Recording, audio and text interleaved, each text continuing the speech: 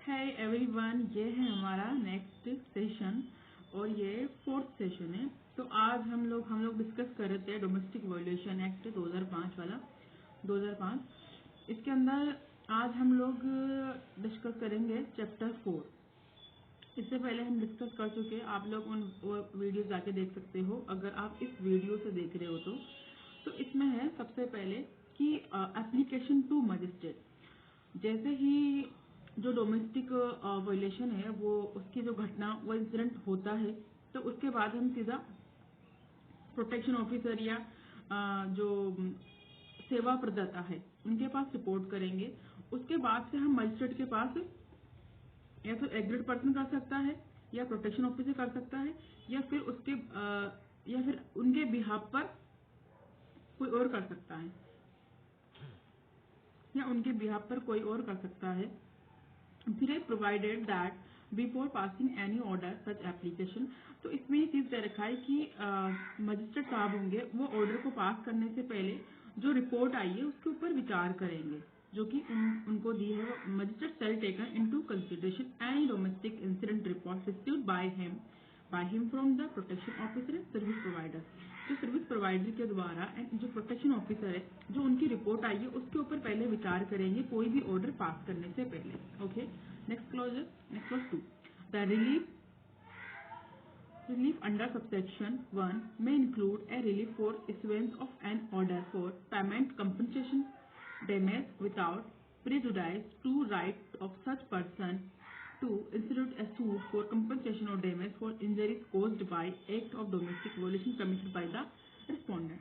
इसमें ये चीज बता रखी है अगर उन लोग उसको कोई रिलीफ चाहिए, एग्रीड पर्सन हो गया, रिलीफ में क्या क्या हो, कंपनसेशन हो, कंपनसेशन किस चीज के लिए होगा, कंपनसेशन हो गया, डैमेज हो गया है विदाउट प्रीजुडाइस मतलब कोई चीज के विरोध जाए प्रतिकूल न रहते हुए, बिना प्रतिकूल के। उसके बाद है कि वो जो एग्रीड पर्सन है उसको डैमेज और कंपनसेशन दिया जाएगा जो इंजरी डोमेस्टिक वायलेशन के दौरान जब कमिट हुआ था उसके दौरान जो उसको रिस्पोंडेंट के द्वारा दी गई है उन इंजरी के लिए डैमेजेस या कंपनसेशन दिया जाएगा। डैमेजेस और कंपनसेशन दोनों अलग अलग होते हैं। मैं एक बार आपको और दोनों में डिफरेंसेस बता दूंगी बाद में। Okay, provided that where a decree of any amount as a compensation or damage, किसी कंपनसेशन की और डैमेज की has been passed any court in favour of aggrieved person the amount if paid or payable in pursuance of order made by magistrate under this code shall be set off against। इसमें बताया जाता है कि अगर कोई order या कोई degree पास की जाती है इसके अंतर्गत जो डोमेस्टिक वायलेशन का जो घटना है इसके अंदर इस पर विचार किए जाने पर कोई भी ऑर्डर पास किया जाता है कंपनसेशन का और डैमेज का has been pass by court in favour, किसके फेवर में, एग्रीड पर्सन के फेवर में कोई अमाउंट हो गया है जो कि if any paid or payable order के दौरान made by magistrate under this code. जो इस कोड मतलब ये डोमेस्टिक वायलेशन की बात कर रहा है तो इसके अंदर आपने वो पढ़ा होगा इसमें सीआरपीसी के अंदर कि amount payable under such decree and decree shall not withstanding anything contained in code of civil procedure और एनी अदर मतलब किसी कुछ भी बात के होते हुए किसमें, सीपीसी के अंदर और कोई any other law time being in force be execute for balance amount if any left after such set off मतलब सेटअप करने के बाद ही वो जो अमाउंट है वो एग्जीक्यूट किया जाएगा सीआरपीसी में और किसी भी अदर लॉ में किसी बात के होते हुए। Okay, every application under sub section 1 shall be such form and contain such particular as may be prescribed or nearly as a possible। इसमें बोला गया था कि जो अपना सबसेक्शन 1 है उसमें जो कोई भी एप्लीकेशन है वो सब प्रिस्क्राइब्ड तरीके से होगी जितना हो सके। फिर the magistrate shall fix or first date of hearing which shall not ordinarily be beyond 3 days from date of receipt of application by the court। इसमें बोला गया था कि जो हमारे मजिस्ट्रेट है जो फर्स्ट हियरिंग की जो डेट फिक्स करेंगे वो जिस दिन से एप्लीकेशन मिली थी तो उससे 3 दिन से अधिक की नहीं होंगी क्योंकि इसमें फर्स्ट हियरिंग की डेट तो फिक्स करनी होगी ना। उसके बाद बाद है हमारा 5 clause the magistrate shall endeavor to dispose of every application made under subsection within a period of 60 days from the date of its first hearing। इसमें से बताया गई थी कि जो हमारी जो प्रोसीडिंग होगी डोमेस्टिक वोल्यूशन वाले केस की, जिस दिन से फर्स्ट हियरिंग थी उस दिन से 60 डेज के अंदर इनको पूरा मामला डिस्पोज करना करना पड़ेगा। ओके, आपको फिर से मैं समझा देती हूँ कि इसके अंदर क्या होता है। जैसे ही एप्लीकेशन आती है मजिस्ट्रेट के मजिस्ट्रेट के पास में, तो मजिस्ट्रेट साहब ऐसे डायरेक्टली कोई भी ऑर्डर पास नहीं करेंगे। सबसे पहले रिपोर्ट होगी जो किसके द्वारा, प्रोटेक्शन ऑफिसर के सर्विस प्रोवाइडर के द्वारा, उसके ऊपर विचार करेंगे। देन उसके बाद कोई ऑर्डर पास करेंगे। अगर उनको लगता है कि एग्रीड पर्सन को डैमेज या फिर कंपनसेशन दिया जाना चाहिए, कोई रिलीफ दिया जाना चाहिए, तो वह रिलीफ भी इसके अंदर देंगे। फिर इसमें एक परंतु है वो बताया गया है। उसके बाद सारी चीजें एक प्रिस्क्राइब मैनर के अंदर होगी। डेट फिक्स की जाएगी इसके अंदर। The magistrate shall fix date of hearing है ना, फर्स्ट हियरिंग की डेट फिक्स की जाएगी। कब से, जब से वो मिली है उनको एप्लीकेशन आई है उसके 3 दिन के भीतर, ज्यादा नहीं। उसके बाद फिर बोला गया था कि ये मामला है ये पूरा 60 डेज के अंदर पूरा खत्म कर दिया जाएगा, डिस्पोज कर दिया जाएगा। उसके बाद है हमारा section 30 service of notice. Service में सम्मन की तामील की जाएगी इसके अंतर्गत। A notice of the date of hearing fixed under sub section 12 shall be given by the magistrate to the protection officer who shall get served by such means as may be prescribed। इसमें बोला गया था कि magistrate के द्वारा जो हमारा protection officer है, हाँ, इसके अंदर बताया गया था कि उनके ऊपर तामील की जाएगी मजिस्ट्रेट साहब के द्वारा, या तो जो रिस्पोंडेंट है या मजिस्ट्रेट साहब के द्वारा जो भी डायरेक्ट करे कोई अन्य अनादर पर्सन के ऊपर भी की जाएगी। तो मैं एक बार रीड कर लेते हैं कि a notice of date of hearing fixed under section 12 shall be given by the magistrate to the protection officer who shall get it served by the such means as may be prescribed on respondent। जो भी prescribed कर रखा है उस तरीके से, and on any other person या फिर another respondent के ऊपर any another person हो गया as a direct by the magistrate within a maximum period of 2 days or such further respondent reasonable time में 2 डेज के भीतर की जाएगी, और या फिर कोई भी रीजनेबल टाइम है उसके भीतर जो अलाउड करे मजिस्ट्रेट के द्वारा, जिस दिन से वो date of its receipt. Okay, उसके बाद हमारा क्लोज 2 कि a declaration of service of notice made by protection officer. इसका जो भी नोटिस है, एक declaration of service notice made by protection officer in such form as वो डिक्लेरेशन करेंगे जो भी प्रिस्क्राइब फॉर्म है उसका shall be proof that such notice वो कि उनके द्वारा वो जो नोटिस है वो सर्व कर दिया गया upon the respondent and on any other person as a direct by the magistrate unless the contrary to is prove. इसके अंदर बताया गया था कि जो सर्विस करनी है, सर्विस ऑफ नोटिस करनी है, किसके द्वारा करनी है, प्रोटेक्शन ऑफिसर के द्वारा करनी है, किस फॉर्म में करनी है, as a may be prescribed है उस फॉर्म में, और किस किस के ऊपर करनी है,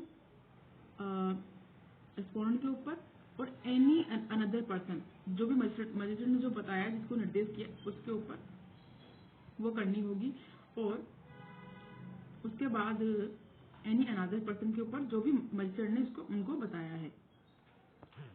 उसके बाद है हमारा सेक्शन 14 काउंसलिंग। तो इसमें ये होता है कि एग्रीड पर्सन हो गया है एंड रिस्पोंडेंट हो गया है, तो इनकी काउंसलिंग होगी आगे प्रोसीजर करने से पहले। और ये जो काउंसलिंग है इसका भी एक मतलब टाइम पीरियड है जो कि नॉट एक्सटेंड 2 मंथ, मतलब 2 महीने से ज्यादा टाइम पीरियड नहीं होगा। तो हम इसको रीड कर लेते एक बार। द मजिस्ट्रेट में एट एनी स्टेज, मतलब किसी भी स्टेज पर, किसके स्टेज पर, प्रोसीडिंग के स्टेज पर, under this act direct the respondent को एंड एग्रीड पर्सन को, उनको दोनों या तो either singly or jointly to undergo counselling with any member of service provider. इसमें ये बताई गई थी कि कोई भी जो प्रोसीडिंग है उसके किसी भी स्टेज पर मजिस्ट्रेट को लगता है कि भाई इनको काउंसलिंग की जरूरत है, तो वो रिस्पोंडेंट को एंड एग्रीड पर्सन को डायरेक्ट करेंगे कि आप या तो अकेले या जॉइंटली उनको अंडरगो करें किसके पास, counselling with any member of service provider who possess such qualification and experience in counseling as may prescribed। जो उनके पास में क्वालिफिकेशन होगा, एक्सपीरियंस होगा, जो भी प्रिस्क्राइब किया गया उसके according. where the magistrate has issued any direction under subsection, he shall fix next date hearing of the case within a period not exceeding 2 months। इसमें एक चीज बताया गया था कि वो हियरिंग कि वो 2 महीने से ज्यादा का नहीं होगा। फिर आते हैं असिस्टेंस ऑफ वेलफेयर एक्सपर्ट। इसमें बताया गया था कि मजिस्ट्रेट की हेल्प करने के लिए कोई एक महिला होगी एंड वो महिला या तो कोई वेलफेयर वाली हो सकती है या फिर जो एग्रीड पर्सन के कोई रिलेटिव या कोई उनकी मतलब उनकी जानकारी में हो या फिर प्रमोटिंग करती हो फैमिली वेलफेयर को। तो in any proceeding under this act the magistrate may secure the service of such person.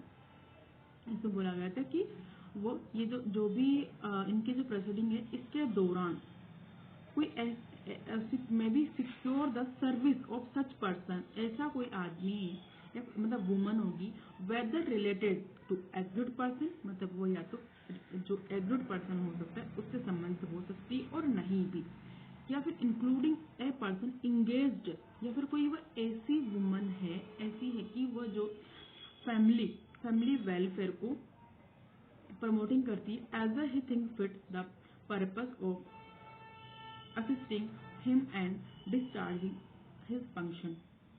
उनकी सहायता करती है और उनके कार्यों में वहन करने के लिए उनके लिए ठीक है, तो उनको ये उनसे हेल्प ले सकते हैं एक तरह से। फिर है section 16 proceeding to be held in camera, कि जो प्रोसीडिंग होगी वो कैमरा के अंदर होगी, मतलब बंद कमरे में होगी। If the magistrate consider that, magistrate को लगता है दैट की सर्कमस्टेंस ऐसी है कि of the case so warrant, ये वो वाला वारंट नहीं है, अलग वारंट है। And if either party to proceeding to so decide, या फिर पार्टी की मजिस्ट्रेट को समझ में आता है कि कुछ ऐसी परिस्थितियां हैं या फिर पार्टीज को लगता है उनकी इच्छा, he may conduct the proceeding under this act in camera. इसका मतलब हो गया है कि इस एक्ट के अंदर दिस एक्ट के अंदर वो बंद कमरे में प्रोसीडिंग करेंगे। किसकी मतलब या तो मजिस्ट्रेट साहब को लग रहा है या फिर उनको जो एग्रीड पर्सन है जो पार्टी है उनको उनकी डिजायर है। ओके, उसके बाद पढ़ते हैं हम सेक्शन 17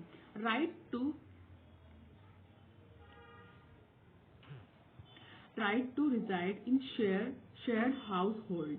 ओके, इसमें ये चीज है कि हमारे जो जिस हम साझी गृहस्थी में रह रहे हैं उसमें हमारे रहने के अधिकार के बारे में ये चीज बताई गई है। Not withstanding anything contained in any other law for time being in force every woman in domestic relationship shall have the right. इसमें बोला गया था कि कोई भी वुमन जो एक डोमेस्टिक रिलेशनशिप में है उसके पास राइट है the right reside in the share household whether or not she has any right, title or beneficial interest in the same। इसमें बोला गया था कि कोई भी वुमन है जो कि डोमेस्टिक रिलेशनशिप में रह रही है तो उसके पास उसमें निवास करने के एक शेयर हाउस होल्ड के अंदर साझी गृहस्थी में उनको निवास करने के राइट है, चाहे वो कोई राइट होल्ड करती हो, कोई राइट टाइटल बेनिफिशियल इंटरेस्ट कोई ये जरूरी नहीं है। The aggrieved person shall not be equate or exclude from the share household or any part of it by the respondent save in accordance with the procedure established by law। इसमें बोला जाता है कि एग्रीड पर्सन को जो respondent है वो घर से दखल उनको बाहर नहीं निकाल सकते हैं, उनको अलग नहीं कर सकते हैं सिवाय accordance with the procedure establish by law, मतलब जो भी हो सकता है वो जो हमारा लॉ है उसके अकॉर्डिंग हो सकता है, लेकिन रिस्पोंडेंट के द्वारा उनको बेदखल नहीं किया जा सकता है। उसके बाद है हमारा 18 प्रोटेक्शन ऑर्डर। प्रोटेक्शन ऑर्डर भी होता है जो कि इसमें क्या होता है कि जो एग्रीड पर्सन है, जो महिला है डोमेस्टिक रिलेशनशिप में रह रही जिसके अगेंस्ट डोमेस्टिक वायलेशन हुआ है, तो उसके पास प्रोटेक्शन ऑर्डर भी है। लेट्स रीड द मजिस्ट्रेट में after giving the aggrieved person and respondent an opportunity of being heard, इसमें बोला गया था कि जो मजिस्ट्रेट है after giving the aggrieved person और रिस्पोंडेंट को सुनने के बाद ऑन बीइंग प्राइम फेसिया, इसमें बोला गया था इनको सुनने के बाद या फिर प्रथम दृष्टया संतुष्ट हो जाते हैं कि उनके जो उन्होंने डोमेस्टिक वायलेशन में एक जो प्लेस है या is likely to take place pass a protection order. इसका मतलब ये है कि घरेलू हिंसा हो चुकी या होने वाली is likely to take place होने वाली है pass a protection order in favour of the aggrieved person and prohibit the respondent from. इसमें बोला गया था कि वो कुछ चीजों के लिए जो लिस्ट दे रखी है इसके अंतर्गत उसके अंदर उनको प्रोहिबिट कर देंगे, किसको? रिस्पोंडेंट को। Okay, committing any act of domestic violation, फिर से कोई भी डोमेस्टिक वायलेशन एक्ट कमिट करने के लिए एडिंग और abetting in commission of act of domestic violation, कोई भी ऐसा कोई सहायता या फिर अबेटिंग कोई भी नहीं करेगा उसकी डोमेस्टिक वायलेशन के दौरान में। फिर entering the place of employment of aggrieved person or if the person aggrieved is child it school or any other place frequently by the aggrieved person. इसमें ये चीज बोला गया था कि जहाँ वो एग्रीड पर्सन है उनका कोई वो काम कर रहे हैं एम्प्लॉय है वहाँ नहीं जाएगा, जहाँ उनका बच्चा पढ़ रहा है स्कूल में हो गया, कोई अनदर प्लेस हो गया है frequent bye the aggrieved person.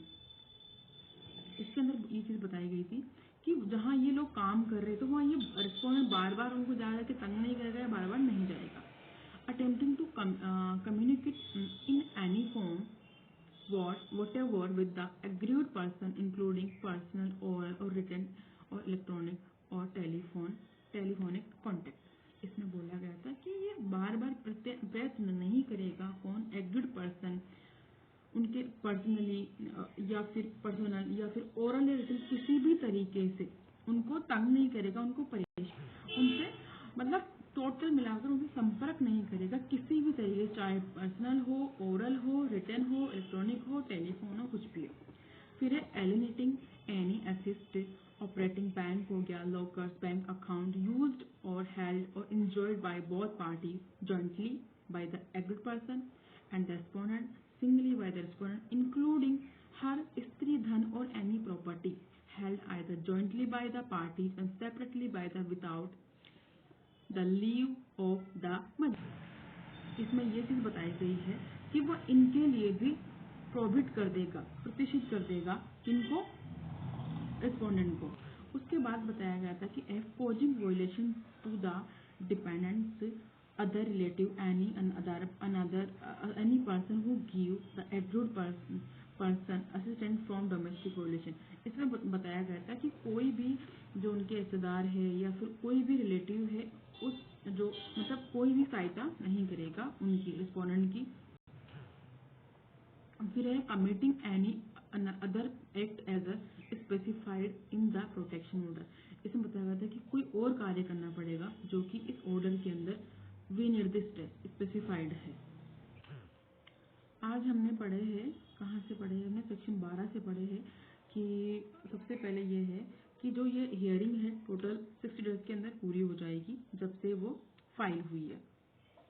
और जो फर्स्ट हियरिंग है जब से एप्लीकेशन मिली है तो उनकी 3 दिन के भीतर तय की जाएगी, उससे ज़्यादा नहीं होना चाहिए। सर्विस ऑफ नोटिस होना चाहिए। ये किस पे किया जाएगा? या तो रिस्पोंडेंट के ऊपर किया जाएगा या फिर मजिस्ट्रेट के द्वारा, कोई भी एनी अदर पर्सन है वो डायरेक्ट उसके द्वारा की जाएगी। काउंसलिंग होगी इसमें एक टाइम पीरियड बताया गया था 2 महीने वाला। इसमें बोला गया था कि वहाँ मामले की सुनवाई की अगली तारीख 2 मास के अनधिक भीतर की मतलब 2 महीने ज़्यादा नहीं होगी। उसके बाद काउंसलिंग के बाद उनकी हियरिंग तय कर दी जाएगी। वेलफेयर एक्सपर्ट कोई वुमन होगी या फिर रिलेटिव हो सकती है या फिर कोई ऐसी वुमन हो सकती है जो फैमिली वेलफेयर को प्रमोट करती है। Proceeding to held in camera होगी। Right to reside in share household, इसमें ज़रूरी नहीं कि तुम्हारा कुछ इंटरेस्ट हो, टाइटल हो, ये कुछ ज़रूरी नहीं है। हम एक केस देख लेते सेक्शन 12 के लिए। 1 सेकेंड, देखो केस है कामची बनाम लक्ष्मी नारायण 2022, सुप्रीम कोर्ट का निर्णय है। Very important. इसका जो हेडिंग है इसमें है कि 12 के तहत आवेदन दायर करने की समय सीमा क्या है। Okay okay, let's read. एक पीड़ित व्यक्ति मजिस्ट्रेट के समक्ष कार्यवाही शुरू करने के लिए धारा 12 के तहत एक आवेदन दायर कर सकता है। दोनों पक्षों को सुनने के बाद और रिकॉर्ड पर सामग्री को ध्यान में रखने के बाद मजिस्ट्रेट अधिनियम के धारा 12 के तहत उचित आदेश पारित कर सकता है। जब इस तरह के आदेश का उल्लंघन किया जाता है तो ये एक अपराध बन जाता है। ओके, जैसा कि इस अधिनियम में धारा 31 से स्पष्ट है कि इस प्रकार यदि अधिनियम के प्रावधानों का संदर्भ में कोई अपराध किया जाता है तो धारा 468 के तहत निर्धारित सीमा ऐसे अपराध के होने की तारीख से लागू होगी। ये सीआरपीसी के बारे में बता रखा है, सीआरपीसी का 468 है ना।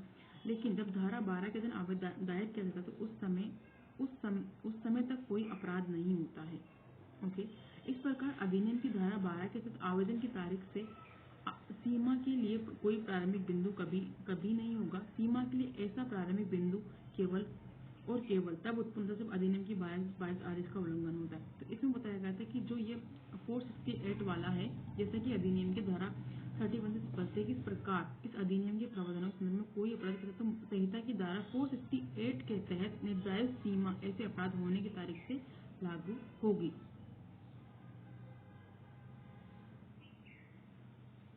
उसके बाद है इसके अंदर कि क्या मुद्दा 12 के तहत आवेदन सीआरपीसी के तहत शिकायत के समान है। ओके,